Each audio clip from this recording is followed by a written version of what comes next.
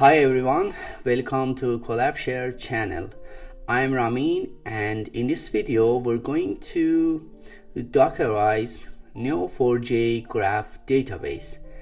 And after writing Dockerfile and testing the image, we also going to Kubernetes the Neo4j database, and we will write persistent volume, claim, stateful, service, and ingress YAMLs for our Neo4j cluster. Let's implement. Before writing Docker files for Neo4j, let's first see what is Neo4j database. Neo4j is a graph database management system that is designed to store, manage, and query highly connected data. It uses a graph data model to represent data and relationships between data in the form of nodes and edges. As you can see in this graph, in this image, person, car are nodes and their relationships are in the form of edges. The database is based on the property graph model, where nodes represent entity and edges represent the relationship between them. Nodes can have properties that define their characteristics, while edges can also have properties that describe the nature of the relationship between nodes. Neo4j is a popular choice for managing and analyzing data that has complex relationships, such as social networks, recommendation systems, and network security applications. It supports a query language called Cypher, which is optimized for graph queries and provides a powerful and intuitive way to interact with the database. Neo4j is available in both an open source community edition and a commercial enterprise edition, which includes additional features and support. It can be used in various programming languages like Java, Python, and can be deployed in the cloud.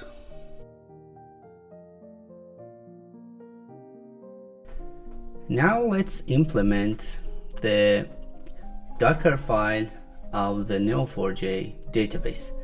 To do so, let's first of all go to the database directory and create a directory for our Neo4j database. Go to the Neo4j directory and open the Visual Code Studio here. Let's create a Docker file, and these are the simple instructions on how to create a Neo4j image. First, we pull the latest Neo4j image from the Docker Hub, and then we define an environment variable for authentication. You can use none, or if you want to provide username and password, you can uncomment the second line and use that one. But for this video, we're using the none method. We don't require any authentication. And also we need to write a Neo4j.conf file. This file is necessary to be written because some of the configurations can be read by this file. In fact, the Neo4j.conf file is the configuration file used by the Neo4j to control various aspects of the database management system. It contains settings that can be used to configure the database server, including the network settings, memory allocation, security settings, and logging. So it is important to configure this file. And after writing Neo4j.conf file, we need to go to the data directory, which is our working directory inside the Docker.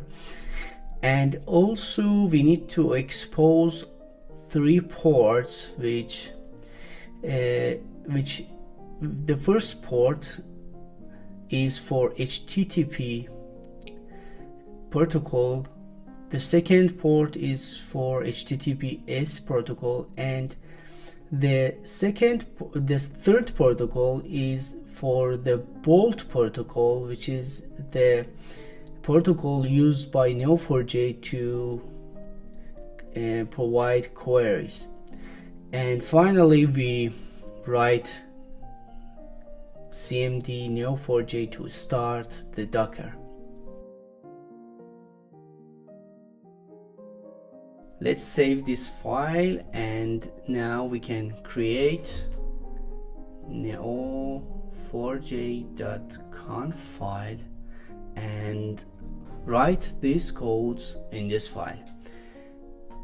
These are just some configurations for the Neo4j database, and keep in mind that some of these configurations may be deprecated in newer versions of Neo4j. So keep in mind to change them based on your versions of Neo4j. But all in all, they are working properly at the moment, and you can use them.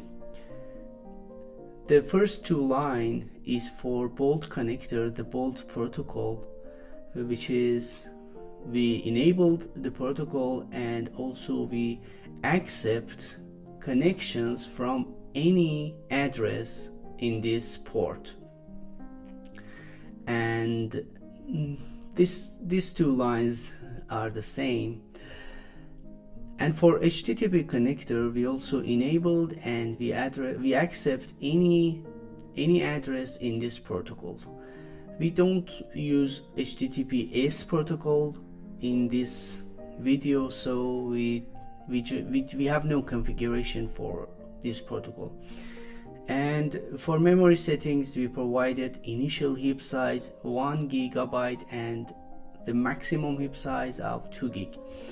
And the debug level is for debug, and we can change it to info or other variables. You can check Neo4j documentation for further information. And we can also provide the minimum password length, and the last configuration is important because this configuration is used to control how Neo4j validates the configuration file when the database server starts up.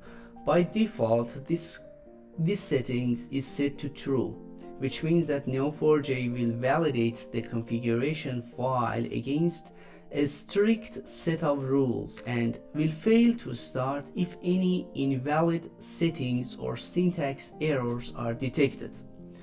So we set this configuration to false. Let's save this file and create the Docker image for Neo4j database. Docker build command -t Collabshare Neo4j graphs. Okay. Now let's test it by using Docker run -d in detached mode with the name of any name neo test, and we expose port 7474 for HTTP access, and also the other port was, I believe, 76 and 87. 76, 87. This port is for a Bolt protocol, and we use this image to build the container. 4j graphs. Okay, now we can see the logs of this container. The name of the container is neo test. Okay, as you can see here, the Neo4j database is started, and we can check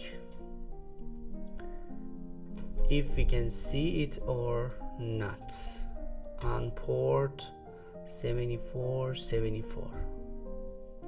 Yep, it works properly. We do not need any authentication, so let's connect.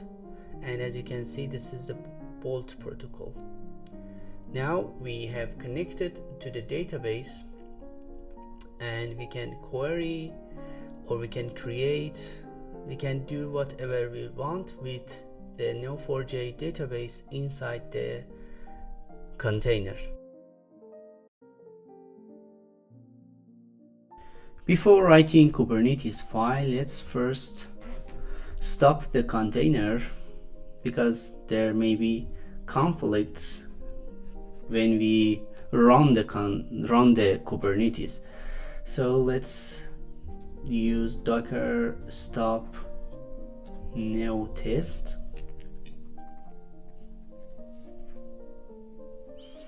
It takes some time, and also let's remove this container neo test.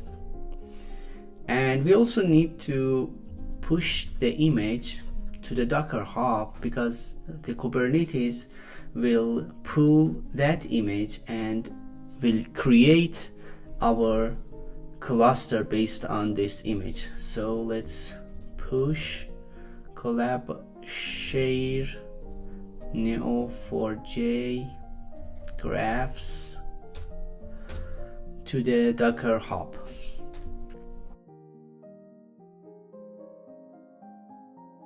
At this moment, we are ready to write Kubernetes YAML files. So first, let's create a directory Kubernetes for storing the Kubernetes files.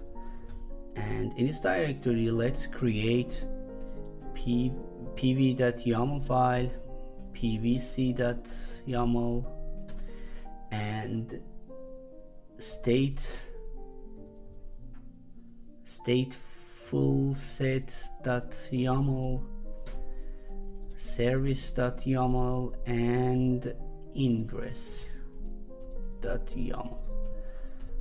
We need these 5 files to be written for our cluster. Let's open first the pv.yaml file, and I will copy and paste the content of this file. And as you can see, this is the kind of this resource is persistent volume, and we name it as Neo4j graphs pv. We require 1 GB of capacity or storage, and the access mode is read write many. We can read and write as many times as we want, and the host path is this path. You can change this based on your own requirements. And the database files the Neo4j database file will be stored in this location in the host. And remember that the host is the minikube, so we can access this address inside the minikube, not our workstation.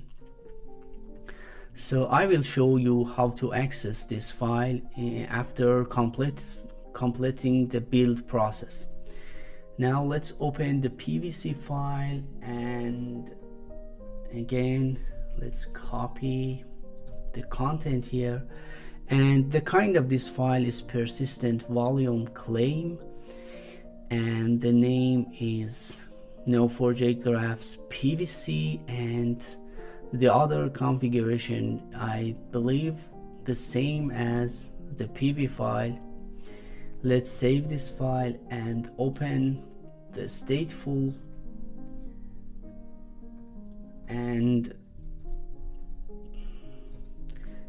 the kind of this file is this YAML resource is stateful set, and we name it as Neo4j graphs stateful set.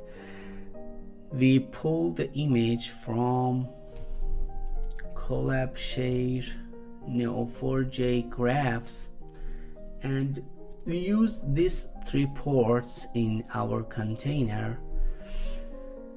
Now in volume mounts, we want to mount the database file to our persistent volume.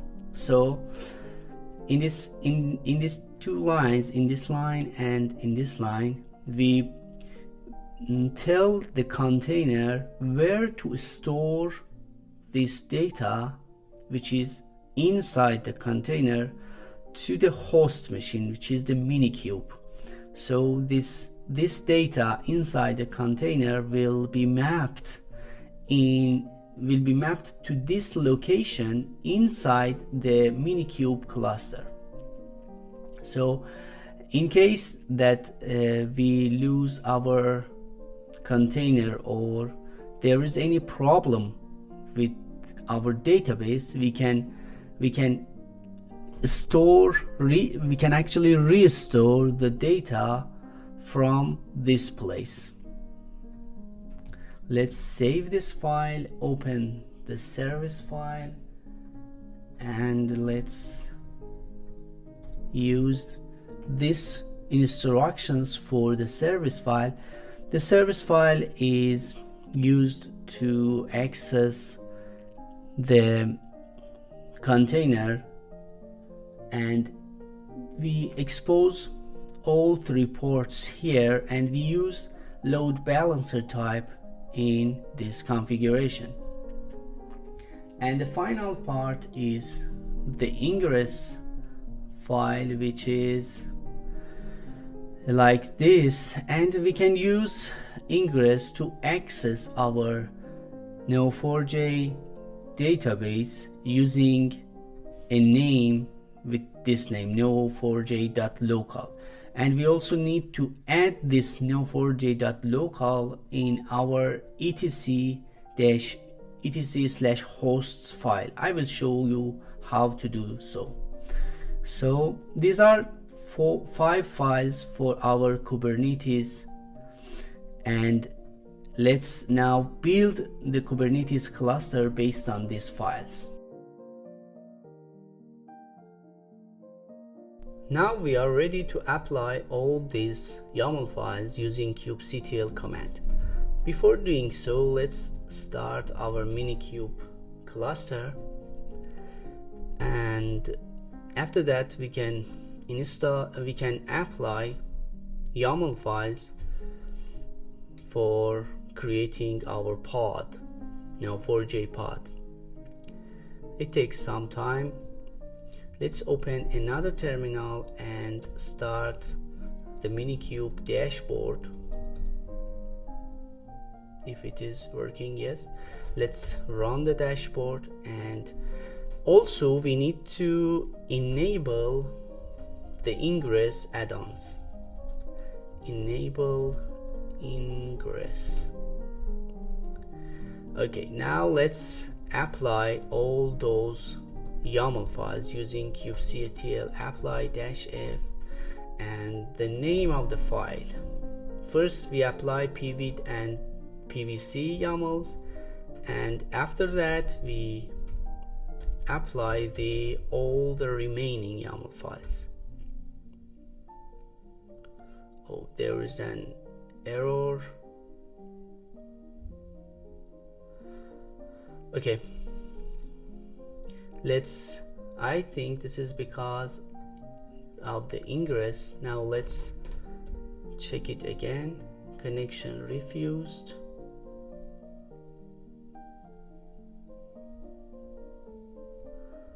Internal error record failed.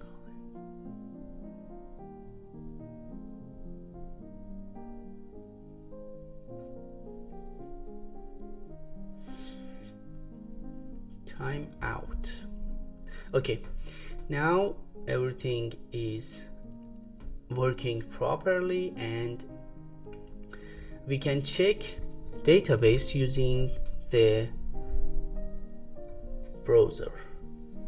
As you can see, everything is working properly. Our pod is created and we can access the Neo4j database using Neo4j.local. But before accessing it, you should actually add these lines of code into your etc/hosts.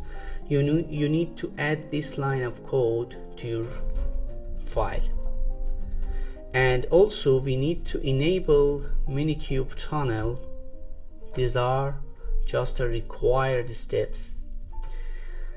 And now we are able to see Neo4j.local via our browser, and we also can access the Neo4j database using this method. And as you can see, we do not require any authentication, and now we can access our database. And using ingress, we can also see our minikube, our Neo4j authentication page, and we can connect using no authentication method. And as I showed you, in this place, all the Neo4j data is stored inside the container, and we mapped this place, this directory, to a DB directory, this directory inside the minikube cluster. So we can access to that location using minikube ssh command, and now we are inside the minikube cluster, and we can go to users and we can access to the collab test files, db files, neo4j, and db. This is the db file for Neo4j that is mapped inside our host machine. Remember that the host machine for our Kubernetes cluster is the minikube. So all the files inside the pods is mapped in this location inside the minikube. Not remember that those files will not map inside, for example, to this workstation, to the for example Mac OS directory.